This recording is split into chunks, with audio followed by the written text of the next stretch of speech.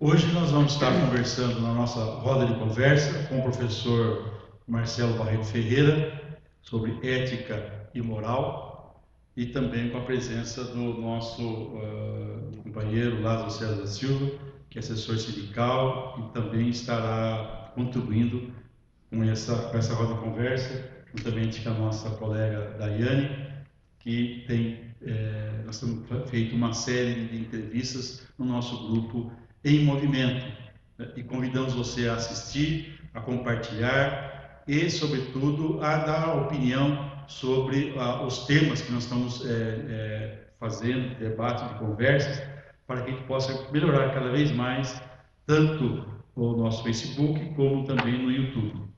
Marcelo? Bom, quero agradecer em movimento mais essa oportunidade, dizer que como professor da rede estadual, trabalho com formação de professores, um professor de História, na área de Filosofia, bacharel em Direito também, e, portanto, é um prazer imenso agradecer aos nossos membros da mesa para a gente poder iniciar esse espaço que é tão importante hoje em dia, que é o espaço de privilegiar o diálogo.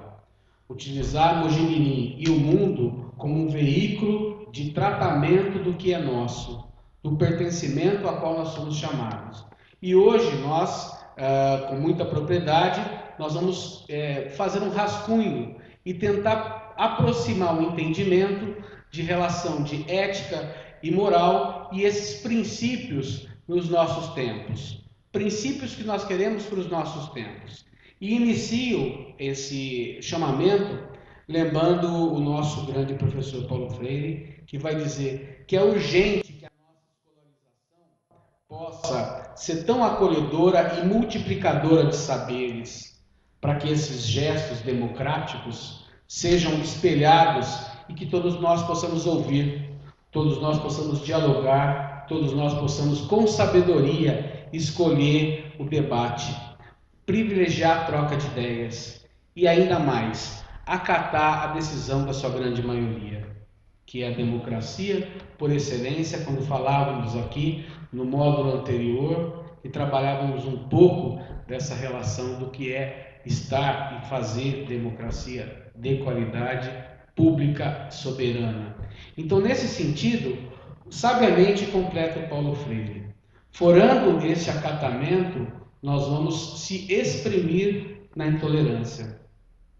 E digo mais, nós vamos inclusive adiantar as nossas divergências e nos comprimir diante as contrariedades, o que é muito difícil, o que é uma realidade hoje em dia. Precisamos fazer da nossa tolerância, da nossa convivência, a sabedoria e a oportunidade, para que da democracia possamos espelhar o nosso presente e futuro. Escutar, ter a palavra do eu e do outro no encontro do que é nosso. É por isso que a ética de cada dia dá-nos ontem. É princípio. Nós vamos aqui iniciar o tratamento dessas questões, para poder pensar com você. Então vem comigo. Quero que você esteja muito à vontade de curtir essa nossa página, de participar dessa nossa qualidade, desse nosso espelho que é você, que é nós, nesse encontro muito produtivo. Só quero agradecer em movimento. Eu vou passar a palavra ao César, que sabiamente também vai nos acolher nesse início de bate-papo. Obrigado. Obrigado ao movimento pela oportunidade, Daiane, Hernani, Marcelo, o nosso técnico ali, nos auxiliando aqui nesse debate, nessa conversa. E mais do que nunca, nós precisamos realmente de filosofar, buscar o entendimento, buscar o diálogo, que nós precisamos de fazer com que a democracia, que é um espaço, é um governo do povo, para o povo, com o povo, e que hoje me parece que se tornou uma coisa que é do mercado, para o mercado e do mercado. E nesse momento, nesse debate, a gente tem mais a importância, né? Além de ser importante, a gente tem mais a obrigação de cumprir o nosso papel, que é de provocar, que é de insultar, que é incomodar de fato mesmo aquelas pessoas que muitas vezes por conta desse mercado individualista ele se tornou e não se cuida da democracia e do coletivo. Então essa é a nossa grande missão aqui, de provocar esse debate, essa discussão, de nos envolver com aquilo que é social, com aquilo que é público, sabendo distinguir o que é público do privado e trazer a democracia para o seio da sociedade, discutir de fato a fraternidade, a igualdade e cumprir o nosso papel nesse debate. Obrigado ao César. Grande a importância desse momento de que se coloca em movimento a provocação do pensamento. A provocação de desistir que existem convicções e que fraternalmente nós vamos incomodar algumas convicções, de que nós podemos fraternalmente viver e conviver e pensar diferente.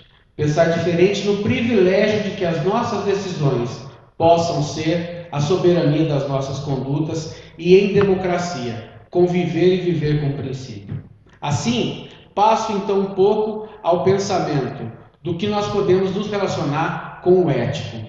Vamos nos lembrar aqui de uma relação muito interessante. O ético nos faz perguntar entre o poder, o querer, e o poder, o dever e o querer são questões que estão em contrariedades. Estamos aqui em contrariedades. Queremos, final de semana, estar com os nossos familiares.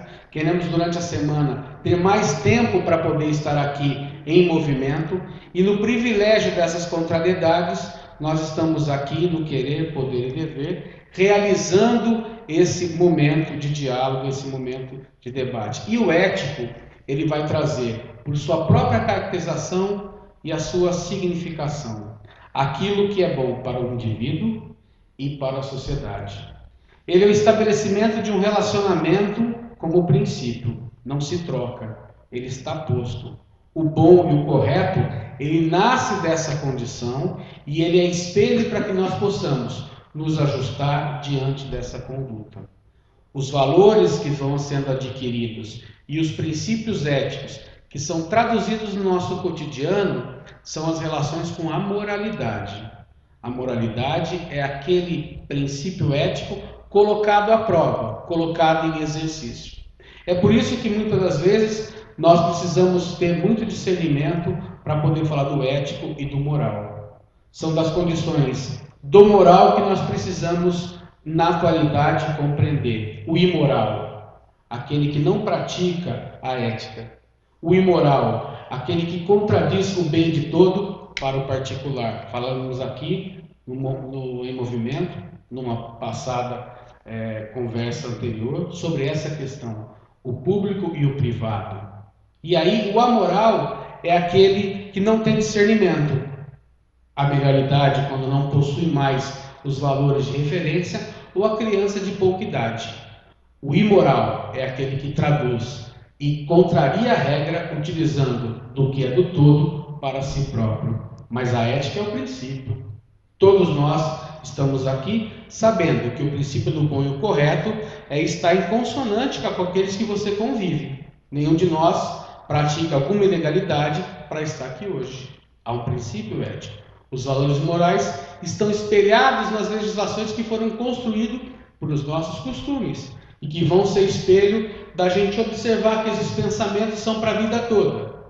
Assim, eu quero convidar você a vir comigo a pensar um pouco do que olhar para o cotidiano e ver que isso é possível. Nós temos aqui uma paisagem que eu vou conferir a você de uma história que andou o mundo. Ela saiu da Espanha e percorreu todo o mundo como grande exemplo do ético e do moral. Em 2012, em Navarra, na Espanha, um queniano, o Abel Mutai, uma corrida de cross country, uma corrida que se sai ao campo percorrendo 15 quilômetros. Quiçá esse, ao final de percorrer a sua jornada, olhando já a pista e o gramado, conduzia ele para uma área de escape. Ele achou que a prova estava por terminar. E o grande exemplo do ético e do moral vem quando o espanhol, o corredor Ivan Fernandes Anaya, vem ao seu lado e vai gritando: olha, continue, à frente é a chegada. Nós estamos aqui numa área de continuidade. ele olha para trás sem entender, fica assustado e o espanhol Ivan Anaya o conduz à linha final. Eis que a imprensa espanhola, estando em terra própria, questiona: por que fizeste dessa forma? Por que não consolidaste a tua vitória? Ele cometeu um erro, ele cometeu um ato falho, por que você não se deu bem? Pensamos na atualidade e pensamos na sabedoria que traz o grande Ivan para a nossa vida. Ele disse: a minha mãe está em casa e ela sabe que eu correndo esta prova, eu não iria chegar à frente do meu concorrente. Ele se desapercebeu, ele se distraiu e sabiamente eu pude tocar a ele e dizer: avante, o que me pertence é aquilo que eu construí durante a minha jornada. Por isso, ao final desta prova, em segundo lugar, eu vou chegar em casa e dizer: mãe, muito obrigado por essa vitória. Então, em movimento é a vitória da sabedoria do que é correto, é a vitória da sabedoria das nossas possibilidades de entender que nós não precisamos estar recorrendo às facilidades de se dar bem. Eu vim nessa vida para me dar bem, mas o eu e o tu e o nosso convivem. Tu não és uma ilha.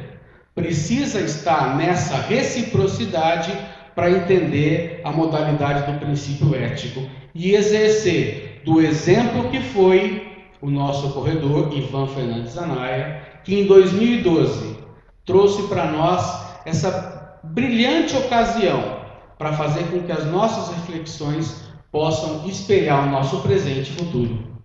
Nós precisamos muito mais hoje em dia saber quem são aqueles para qual nós podemos responder que estamos fazendo o que é correto e o que é benefício e o que é melhoramento. Assim, nesse momento, nós não precisamos estar nos questionando como a sociedade me olha, porque é um mundo em exposição. Olha, você podia, não.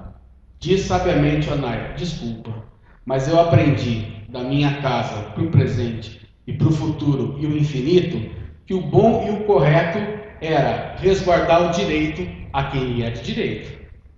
A Constituição dos valores e dos saberes indicava que ele era segundo colocado. Ele esteve assim em todo o percurso da prova. Por um descuido, o primeiro colocado se desprendeu a sua atenção achando que já tinha terminado a prova, mas não. Sabiamente escolheu o espanhol a vitória da soberania, e o queniano o cumprimentou assim que percebeu da sua falha e o abraçou na grande chegada. Vitoriosos estão os dois, pela oportunidade de agradecer a eles esse exemplo para a nossa vida do que é o princípio ético, do que nós podemos transformar do exemplo do que é correto algo que nos pertença e que nos melhore, nos harmonize. Muito bem feito foi uma premiação onde conjugou essas forças para que elas estejam em festa do que em discórdia. A concórdia é muito melhor para o privilégio da humanidade do que a discórdia. Eu passo a palavra. Obrigado pelo início. Muito bom, Daiane, um comentário. Acho que é um belo exemplo histórico, né, que com certeza nós vamos estar colocando depois a imagem, que marcou, acho que a história. Eu agradeço ao Marcelo e ao César por trazer essa filosofia aqui para a gente, de algo que é fundamental, né? Que, antes de tudo, nós temos que pensar na ética e na moral, que é a base dos nossos princípios, né? Mesmo que hoje nós tenhamos uma legislação escrita, né, toda fundamentada, que nós tenhamos um judiciário montado, com todos os seus procedimentos, com todos os seus protocolos, a gente tem que sempre se lembrar dessa base. É tanto, Hernani, que quando a gente inicia o curso de Direito, né, que agora eu estou no começo, uma das primeiras disciplinas lá na Teoria Geral do Direito, na Teoria Geral do Estado, se fala em justnaturalismo, né? Se fala nessa ética e moral, porque para que nós depois que se nos tornarmos, né, profissionais do direito, nós saibamos de tudo desse princípio que sempre conseguiu reger a raça humana, sem dúvidas. Então, é aquela história, né? Nem tudo que é legal é moral. E nós temos que sempre ter isso em mente. Hitler, ele em nenhum momento agiu no país dele com ilegalidade. Ele transformou todas as leis para que ele pudesse tomar todas aquelas atitudes catastróficas, né? Para que ele pudesse realizar aquele genocídio que nós todos conhecemos. Ele agiu dentro da lei. Então, por isso que nós temos que ter cautela, né? Pensar sempre lá atrás nesses princípios éticos, morais, que às vezes parece chato, é tão chato falar de filosofia para muita gente, né? Que é o que rege o nosso cotidiano, mas nós temos que lembrar dessas bases para que outras pessoas, para que um contexto todo não sofra por atrocidades tomadas dentro da legalidade, mas que está totalmente fora da moralidade.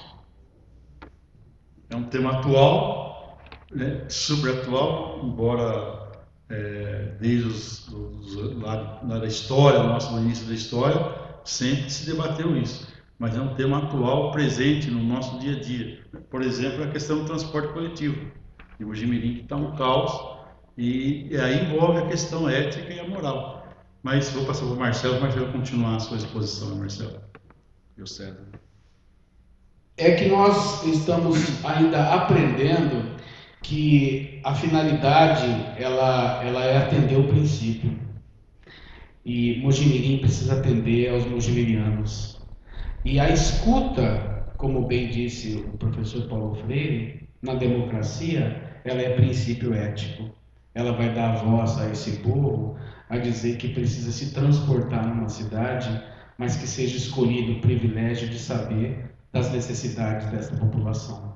É por isso que a contestação surge.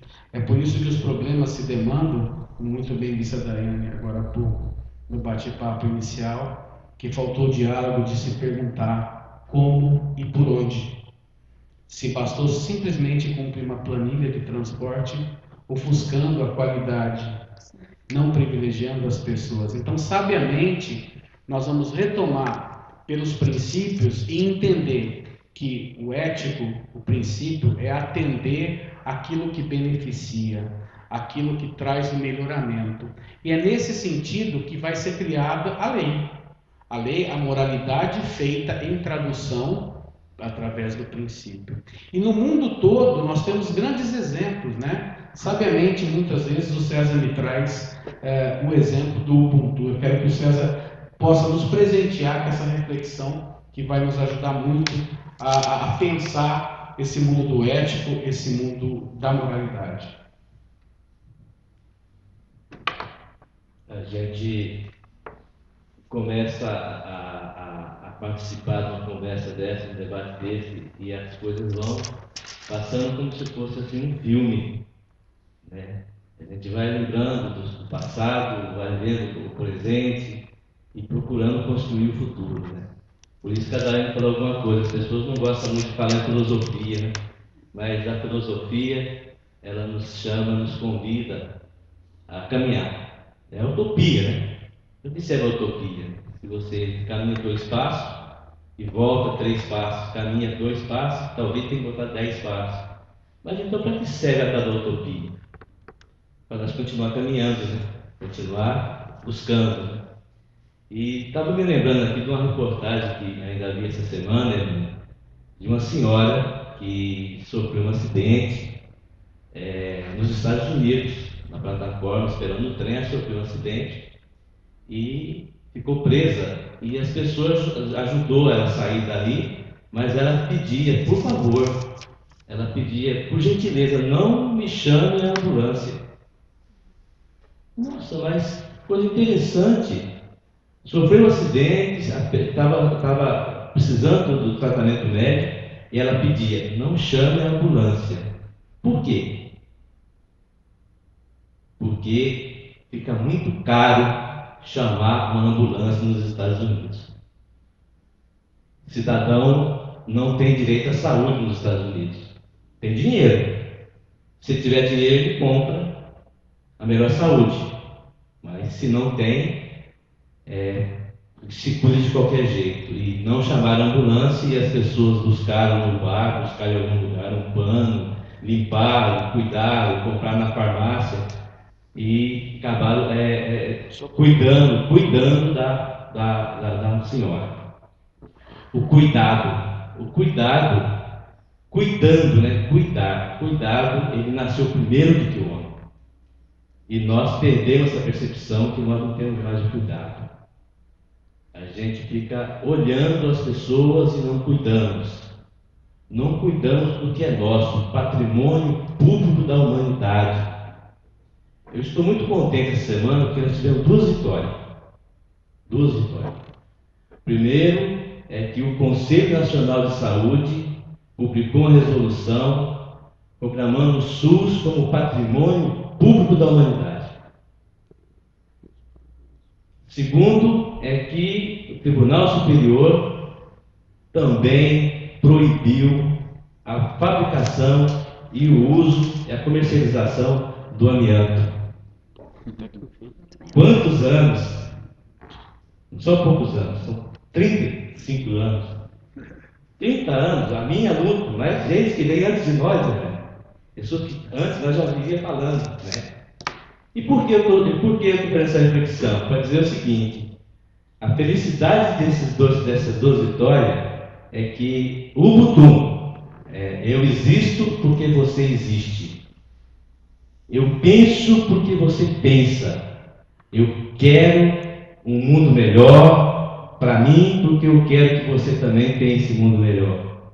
Mas num espaço onde a gente só vê o mercado, só vê o dinheiro, só vê a ganância, como é que a gente busca construir esse mundo, construir esse espaço?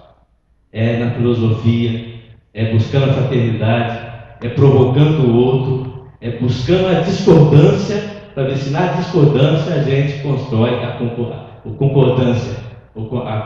Então, é o Ubuntu, Marcelo, o Ubuntu. Eu vivo porque você está aqui, eu vivo porque você vive.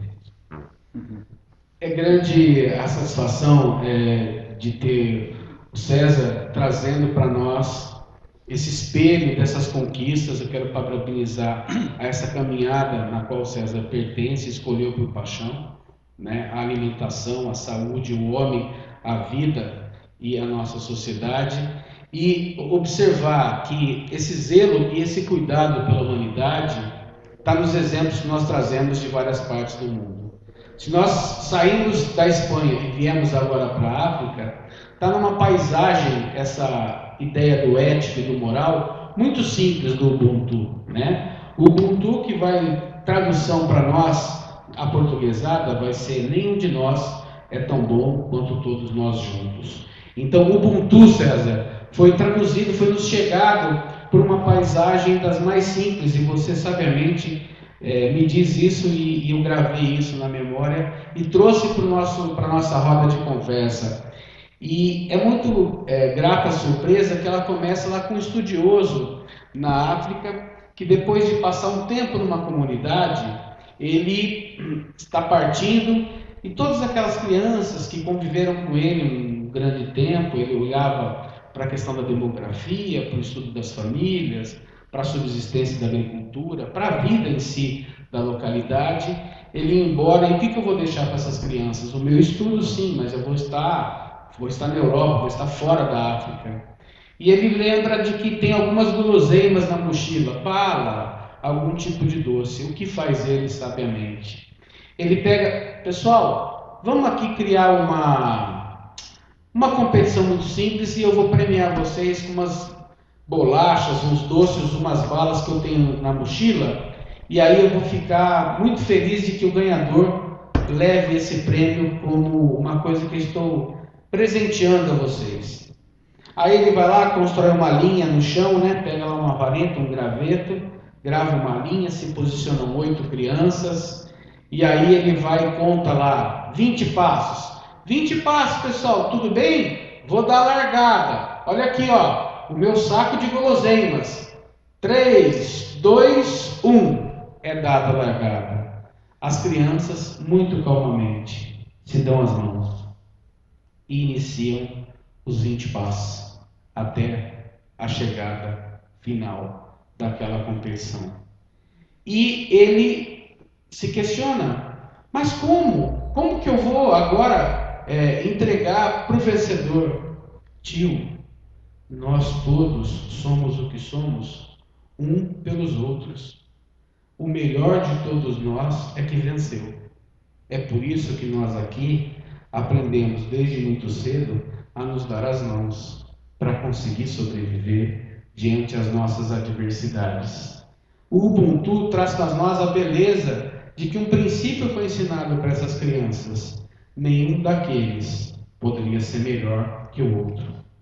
E o Brasil hoje, Ubuntu, nenhum de todos nascido na territorialidade ou filho de brasileiro no exterior, chegado a essas terras, tem um sistema único de saúde para poder ser tratado. Ele não ficará, como outras localidades desse mundo, a ver uma expectativa de um atendimento, de uma precarização do humano. Assim, o mundo não tem um sistema único de saúde. E o Brasil tem a capacidade de transformar esse sistema num patrimônio. A defesa desse patrimônio, os seus melhoramentos, estão nas nossas conquistas. Está no nosso Ubuntu, darmos as mãos para denunciar o descaminho, que é traduzir o que? Imoral, aquilo que é ético. A verba foi demandada para o município. Imoral foi aquele que desviou o que era legal, o que era de direito do povo. E aí nós vamos percebendo que nós devemos lutar pelo quê? Pela moralidade, para que a moralidade seja cumprida na sua essência e que o Ubuntu faça parte das nossas vidas quando nós conseguimos nos reunir para agora lutar, não só pelos transportes, mas também lutar pela saúde, lutar pela vida. Eu passo a palavra para a gente continuar nossa roda de conversa. Inclusive, tem uma questão muito interessante, né? O César mencionando a questão do amianto. E em Mojimirim tem uma lei, né? Uma das primeiras leis no estado de São Paulo, provavelmente no Brasil, aprovada contra o amianto, que foi um trabalho muito interessante da engenheira Fernanda Gianese, que trabalhou essa questão em vários pontos do Brasil, e inclusive Mirim, né? É uma lei da nossa autoria, quando eu fui vereador, e que foi aprovada por unanimidade. Não sei como nós conseguimos, mas conseguimos. Tem coisas que a gente é difícil de compreender, mas o convencimento foi tão importante que acabou sendo aprovado na época, isso há 20 anos atrás. Então, acho que é uma vitória, né? Essa passagem, esse programa, essa roda de conversa sendo interessante, porque resgata um pouco esses aspectos, né? Sem dúvidas, é muito importante a gente parar para pensar nisso, né? Se o outro está longe de um direito que é dele, se ele está sendo afetado, se ele está sendo prejudicado por não alcançar aquele direito, eu também estou sendo afetada, porque eu faço parte desse conjunto, né? O capitalismo, de repente, nos cega, nos coloca a ideia de que cada um por si, cada um lutando sozinho, e quando não. E o Sistema Único de Saúde nos mostra muito isso, né? Mas, de repente, essa visão europeia que nós temos, de modelo europeu, nos faz também pensar que não, que o que tem no Brasil, o que foi construído no Brasil, não é bom. Até por origem aí de colônia de exploração e tudo mais, nos faz pensar dessa forma. Quando, na verdade, nós deveríamos... Muito obrigada, César, por trazer essa lembrança aqui desse prêmio, né, de tornarmos patrimônio da humanidade o Sistema Único de Saúde. Isso é importante para todos nós, não só no meu caso, que sou profissional de saúde, mas como para toda a população. Então, acho que o que a gente tem que pensar a partir de agora é isso, no contexto todo, né? Em Mojimirim, vimos aí uma decisão ser tomada sem consultar os que mais precisam, os que estão todo dia ali, que dependem do ônibus para ir para o trabalho, né? Não O prefeito não se sentou com essa população para falar como que fica melhor para todo mundo. Vocês que estão ali, que precisam, que pagam os impostos, que pagam o ônibus, como vocês acham melhor? Não, isso não ocorreu. E assim também como a questão dos agrotóxicos, né, que o César com certeza vai saber mencionar isso muito melhor do que eu, mas que foi tomado muito mais por um interesse de mercado, né, do que pensando na saúde da população brasileira. Tirar o poder da mão da Anvisa, que é quem protege a saúde da população, a gente retrocede até no conceito de interdisciplinaridade, né? Porque se deixar na mão do Ministério da Agricultura, queira ou não, a gente sabe que ali é formado mais por técnicos voltados à agricultura e não à saúde. Então é muito triste ver uma situação como essa.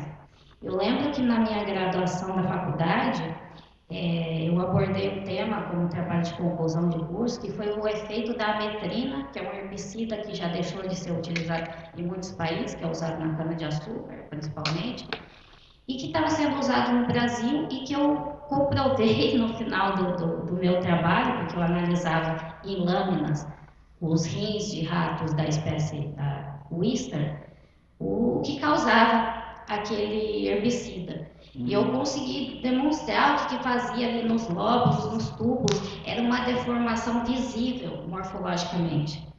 E como é um modelo muito parecido com o humano, a gente sabe o que isso faz, né, nos trabalhadores que estão ali no dia a dia lidando com esse herbicida e com a população que consome os alimentos que contêm, né, esse produto. E até hoje estamos aí, né, utilizando esses agrotóxicos que não são mais utilizados em outros países, utilizando todo esse lixo, e temos que nos calar, temos que comprar alimento. Não, vamos lutar contra isso, né? Vamos favorecer os orgânicos. Nós podemos fazer isso. Todos juntos, como eles deram o exemplo, o Ubuntu, todos trabalhando juntos, nós conseguimos chegar até lá. Vamos lá, Marcelo. Então, Eu acho que nós estamos nos percebendo que esse diálogo, os nossos combinados, somente estão serviços das nossas leituras, dos nossos estudos. E é claro que é muito lógico e é fantástico que as coisas do contemporâneo, do cotidiano, vão aparecendo. É por isso que ética e moral nos tempos, né, da atualidade, nos nossos tempos, nos indica a pensar um pouco do eu e do outro e dessa personalidade moral que é construída através do que nós já falamos aqui, consumo. Essa personalidade moral do indivíduo que indica o meu modular, o meu estabelecimento do computador de portátil, o meu, essa individualização, essa mercadorização do homem, da vida, nos traz um problema muito interessante para poder usar das inteligências a facilitação de atender melhor a vida do homem e a vida da convivência humana. Porque é muito difícil isso que você está falando, professor. Nós precisamos dessa dificuldade para ultrapassar as nossas expectativas. A individualidade nega a consciência do coletivo. A individualidade assinou o contrato em detrimento do público que é usuário do serviço de transporte, de saúde, da vida, da saúde. Então, nós precisamos observar que o princípio da ética, ela aqui nos exemplos que nós estamos confeccionando, nós estamos espelhando que é um princípio político, como bem a sabedoria diz aqui. Nós precisamos dialogar pelo bem viver e pelo bem conviver. É nesse sentido que a moralidade, traduzida em conquista, vire as leis e as leis possam nos beneficiar. Se não me falha a memória, provavelmente na década de 40, a França já tinha exterminado o uso do amianto.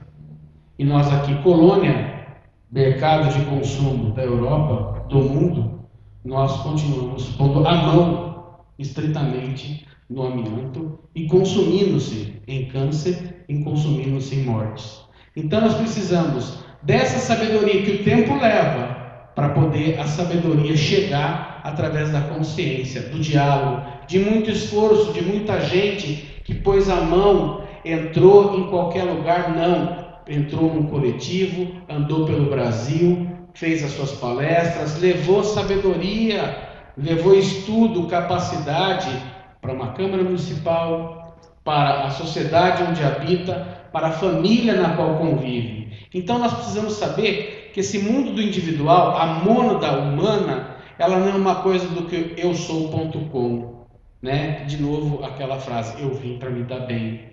Essa fase do eu sou.com, a moda praia, né, é o que me pega, né? Hoje em dia nós precisamos traduzir e identificar o coletivo como uma forma de tradução das nossas necessidades. E é olhando para o município, é no município que estão as personalidades que fazem o Brasil.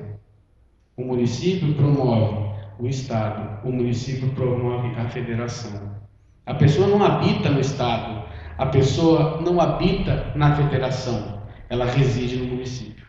Essa é a minha principal luta para que nós possamos, no município, dialogar e muito sobre o que diz respeito aos significados da vida edificante, aos significados, inclusive, entre o local e o global. O homem não pode ser um animal sem solução, como o individualismo prega. Porque o individualismo faz da medicina o fazer morrer para fazer viver. Aquele que tem acesso à medicina de qualidade faz morrer para fazer viver. Hoje nós precisamos saber que esse capitalismo individualista e que traz para nós somente a sobrevivência, ele tem que ser modificado. E eu não estou dizendo que nós vamos ter que aqui declarar guerra à tomada da Bastilha, 14 de julho, dia de hoje. Olha que fantástico. Tomada da Bastilha, Revolução Francesa. Os presos que lá estavam politicamente disseram não ao rei, não aos desmandos de que para o povo nem pão havia mais, mas para os ricos banqueteavam-se fio de ouro. Então nós precisamos identificar nesta nossa sociedade que esse princípio do consumo imediato, do prazer total, não nos serve muito às nossas condições de identificar do bem conviver e do bem viver. O comportamento ético, sim, vai me saber dizer do entendimento do que é melhor para o todo e quais melhoramentos esse todo sendo necessário. Eliminando um pouco dessa nostalgia do que foi passado, nós precisamos de um homem esperançar o presente e levar para o futuro daquilo que nós possamos ter como conquista, daquilo que nós possamos expressar no ato filosófico, na reflexão, na atitude de pensar criticamente tudo que me diz respeito, que me vem pelas telas das TVs, que me vem pelas telas dos jornais, pelas telas das mídias, e eleger, de fato, algum lugar que eu possa conversar e dialogar e pensar uma filosofia que vá construir valores e significados. Por isso, pensar o ético e o moral nos nossos tempos nos leva a imaginar coisas que estão pela atualidade, como, por exemplo, sabiamente vai traduzir uma paisagem um poeta chamado Chacal. Ricardo de Carvalho Duarte é um poeta que se constituiu na década de 70 no Rio de Janeiro com um mimeógrafo, né? Que é o avô da cópia, né? Aquele stencil colocado naquela máquina que produzia cópias, né? Que a gente, sabiamente, nas escolas estudou porque as professoras se debruçavam fazendo várias provas com esse equipamento. E assim, esse poeta, ele vai dizer alguma coisa de que nós já vivemos no momento de repressão nesse Brasil, no momento em que esteve instalada uma ditadura através do poder militar, que trouxe para nós a confecção de um poder espantalho. Nos espantava, nos amedrontava, nos confinava. O povo não era dado a conversar. Certamente, ao final desse bate-papo, haveria um carro, um rabecão nos esperando para levar para alguma delegacia e lá seremos questionados o que estaremos fazendo aqui. Esse é o poder do Estado repressivo. Assim, sabiamente vai dizer o Chacal que esse espantalho do inimigo que era identificado no passado, hoje em dia ele é identificado, mas de uma maneira mais diluída, que é agora a paisagem que eu vou pedir a ajuda do César, que é os agrotóxicos. Todos consomem o inimigo, todos somos facilitados, inclusive, a se servir de agrotóxico, e não sabemos mais identificar aquilo que nos faz mal à nossa própria vida. Passo a palavra ao César. Quero dizer que não sou .com, né? Porque .comércio, e eu não sou mercadoria. Eu não sou mercadoria, assim como a saúde não é mercadoria, a educação não é mercadoria, o transporte não é mercadoria, a moradia não é mercadoria, a vida não é mercadoria. Nós não estamos à venda e não aceitamos e somos rotulados pelo preço, pelo mercado. Digo isso porque Rosa Luxemburgo, uma militante na Alemanha, que teve a sua vida impedida, né, para a sua militante, tem uma frase que a gente sempre está repetindo ela: quem não se mexe, quem não se movimenta, não sente as algemas nos pés. Então o movimento está aí, né? O movimento está cutucando, está mexendo, está produzindo, está chamando a atenção de vocês. Por que dizer aqui que nós ganhamos uma luta, uma guerra contra o amianto? Também não faz muito sentido se você, se a senhora, se o senhor não saber o que é o amianto. Então, quando o senhor, a senhora, chegar num depósito de material de construção e ver lá uma telha, brasilite ou internite, uma caixa d'água, brasilite ou internite, ver material, pergunta se aquilo é amianto. E não compra. E se você continuar comprando, eles vão continuar produzindo. Porque eles estão preocupados muito com a mercadoria, com o produto, com a mercadoria. Então a gente tem que se movimentar. O movimento está aqui para dizer que a gente tem que se movimentar por conta disso. E nem tudo a gente pode vencer nas batalhas da vida. Porque quem manda no mercado, no mundo globalizado, são o capital, é quem tem o dinheiro. E se hoje o Congresso Nacional votou lá no Congresso, mexendo na produção agrícola, mexendo na questão do agrotóxico, mudando o nome de agrotóxico para defensiva agrícola e coisa parecida, é porque nós temos culpa nisso também. 80% dos deputados e senadores que estão no Congresso foram eleitos com verba desse pessoal, da agroindústria, do café, da cana, da soja, da laranja.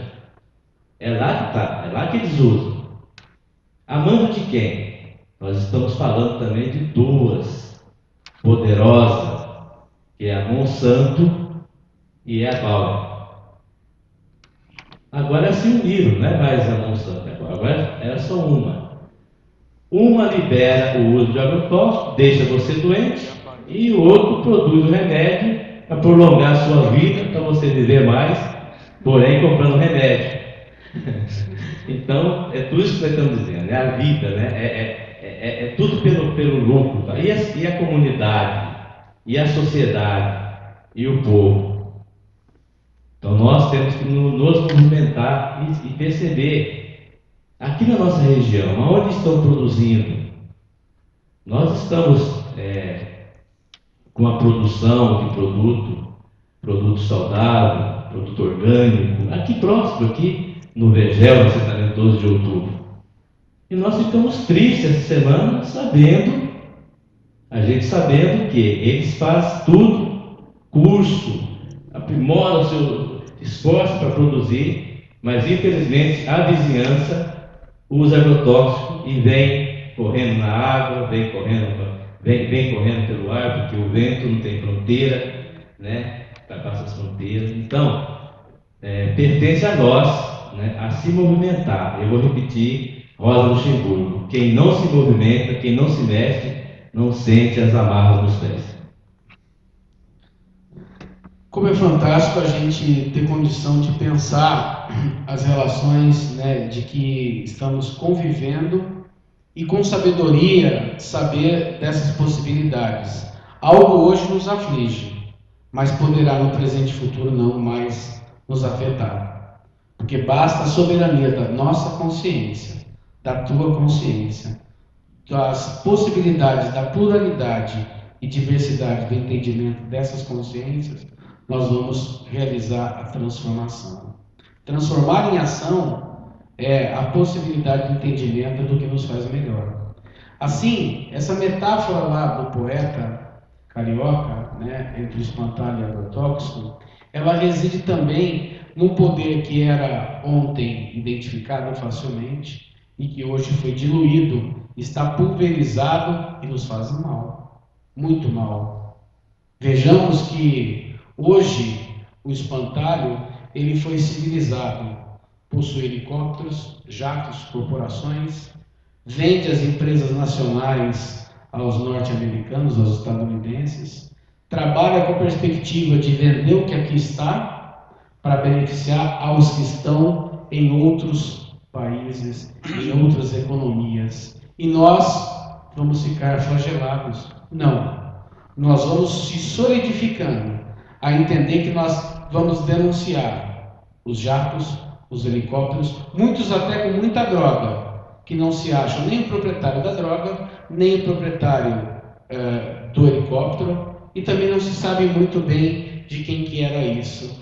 Mas esse discurso de que não se sabe, ele é pago, ele é custeado, e é como o César diz, vem pelo vento, né? Ele escorre das nossas mãos, porque as pessoas param de dar tratamento para as coisas que nos acontecem, que nos afligem, porque tem um benefício, tem um entendimento de que qual é o benefício, quanto custa, quanto leva, quanto é teu nome, qual é teu papo, qual é teu preço. Então, esse mundo mercadológico a qual nós estamos tratando aqui, observadas as estruturas do contemporâneo, nós verificamos que, passado essa fase de escolher entre o espantalho e o agrotóxico, nós estamos privilegiando a vida. E olhar para a vida nos implica em nos acotovelar, sim, debater e discutir o que é melhor diante das nossas necessidades. Nós vamos privilegiar a vida do que privilegiar a morte. É por isso que quanto mais nós insistimos aqui de reconhecer que a ética é um princípio e a moral é a conduta, é o veículo desses princípios em sociedade, nós estaremos fazendo um bem a nós mesmos e a quem nos pertence. Porque o que nós vamos precisar? Nós vamos precisar do entendimento daquilo que vai ser facilitado no tempo, daquilo que vai ser entendimento das nossas vontades. Olhar para que o ético e o moral atinjam a nossa sociedade. Do ponto de vista filosófico, o respeito a nós mesmos, o respeito a todos aqueles que nos pertencem e, melhor ainda, o respeito àqueles que nós ainda não nos conhecemos. Diversidade e pluralidade. O respeito a toda forma de religiosidade e espiritualidade. A universalidade como conceito do soberano, né? A paisagem muito mais interessante que eu acho traduzida aqui para falar do ético e do moral seria o namastê do hindu, né? Seria o soberano e o sagrado que habita em mim é o soberano e o sagrado que habita em você. Também mais um conceito que a gente verifica que é muito utilizado para as pessoas que entendem e as pessoas que partilham do mesmo significado. Saber que o entendimento do ético e do moral do humano é fazer estar e requerer o benefício do outro como um benefício a si mesmo. Quanto de lutas, quanto de barreiras nós estamos verificando e quanto de necessidades vamos reivindicar para melhorar a nossa sociedade. Mojimirim, nosso estado de São Paulo, nosso país, Brasil, América do Sul, onde habitamos. Nós precisamos reivindicar esses espaços, de entender que esse humano também é o político, o ético e o moral, está na demanda de entender do que é correto, do que é propriedade do veículo, daquilo que é princípio e aquilo que é o benefício alcançado do que é do todo para o todo, e verificar que é o descaminho, que há corrupção, porque existe o corruptível. O veículo da corrupção deve ser combatido, muito mais até que aqueles que todo dia se esquecem do todo para beneficiar a si mesmo. Devemos levar o ético como um princípio, porque a nossa moral é a nossa conduta. O ético é o permanente, o moral ele é temporal, ele é construído das nossas capacidades. Havia entendimento no passado que o amianto, tudo muito bem, no Brasil. Hoje nós sabemos que essa temporalidade nos diz que ele faz mal, que ele nos traz câncer, que ele nos provoca a morte. Por isso que nós precisamos se inspirar no ético. Ele é universal, ele está aqui, está no mundo.